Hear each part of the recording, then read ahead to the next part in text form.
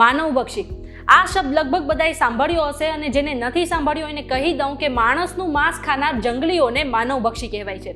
એવા ઘણા કિસ્સા છે જેમાં મનુષ્ય માનવભક્ષી બની ગયા હોય, પરંતુ શું ક્યારે એવું સાંભળ્યું છે કે કોઈ દેશના રાષ્ટ્રપતિ માનવભક્ષી બન્યા હોય? આફ્રિકન દેશ યુગાન્ડાના તાનાશાહ ઈદી અમીન પર 6 લાખ લોકોની હત્યા કરવાનો આરોપ હતો અને તેઓ ભારતીયોને સૌથી વધુ નફરત કરતા હતા અને આ જ કારણે તેમને યુગાન્ડામાંથી લગભગ 1 લાખ ભારતીયોને હાંકી કાઢ્યા હતા. ઈદી અમીનનો જન્મ 1925માં થયો હતો અને 1971 થી 1979 સુધી સત્તામાં હતો.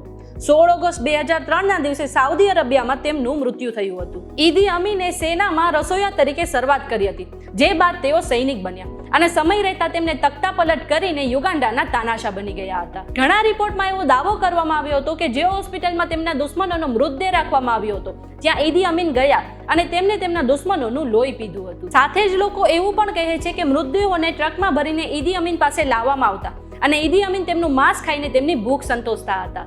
તો બસ આવી જ અજબ ગજબ ઇન્ફોર્મેશન માટે જોતા રહો VTV અજબ ગજબ ઓનલી ઓન VTVgujarati.com.